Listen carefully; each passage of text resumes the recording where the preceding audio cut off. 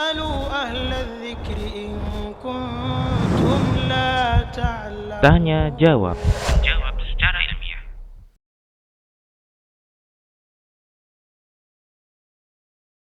Barakallahu fiik. Apakah ketika seorang manusia dikebumikan, semua benda yang nempel di tubuhnya yang bukan dari tubuhnya itu harus dilepas? Ikhwah azanallahu wa iyyakum, Allahu a'lam bissawab. Benda yang menempel dengan tubuh kita itu ada benda yang mudah dilepas dan ada juga yang sulit untuk dilepas.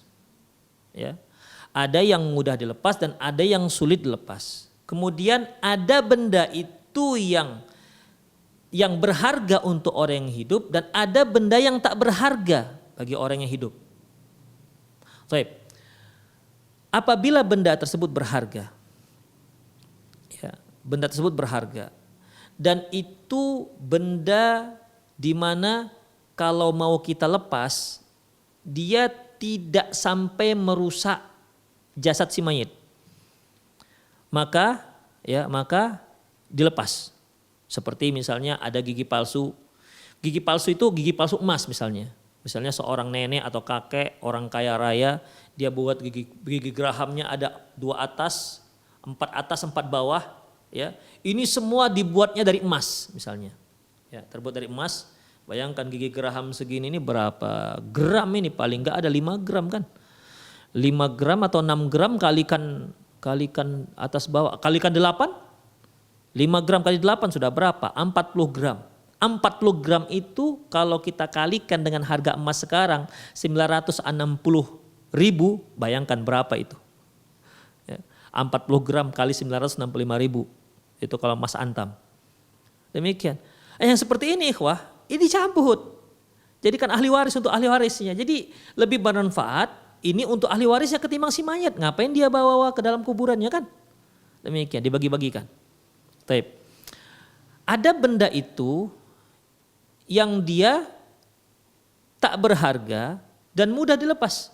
Ya lepas saja. Seperti gigi palsu kan ada yang main tempel tuh, ada yang main tempel, maka dilepas. Ada gigi palsu itu kan ada yang dibor tuh, gusinya dibor permanen loh ikhwah. Dibor kemudian ada bautnya lagi, ada murnya lagi. Yang seperti ini tidak usah dilepas. Karena kita kesulitan. Ya, akan mengeluarkan biaya lagi, kita harus panggil lagi tukang gigi, tolong Pak dilepas tuh gigi gerahamnya. Kan akan memperlambat penyelenggarannya lagi. Demikian ikhwah. Jadi Allahu a'lam bissawab, apabila ada benda yang berharga yang menempel di tubuh si mayit dan kalau diambil dia tidak merusak jasad si mayit, maka ambil. Tapi kalau dia merusak, misalnya dia pernah mengalami patah tangan, ternyata patah tangannya itu disambung dengan plat ataupun lempengan dari emas misalnya. Biasa kan orang platina ya, platinium biasanya. Ini enggak, mungkin karena kayak berat dia apa enggak, saya enggak mau itu, saya mau pakai emas. Wah begitu.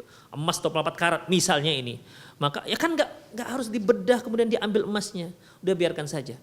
Karena apa? Karena walaupun dia berharga tapi karena akan merusak jasad si mayit maka tidak dibolehkan. Ya. Kemudian ada benda yang tak berharga. Ya kalau seandainya mencabutnya harus dengan susah payah akan merusak, apalagi sampai merusak jasad si mayit, maka nggak dibolehkan. Tapi kalau mudah, misalnya gigi palsu tinggal copot ataupun ada kawatnya agak ditempelkan bisa mudah dicopot, silakan copot. Demikian.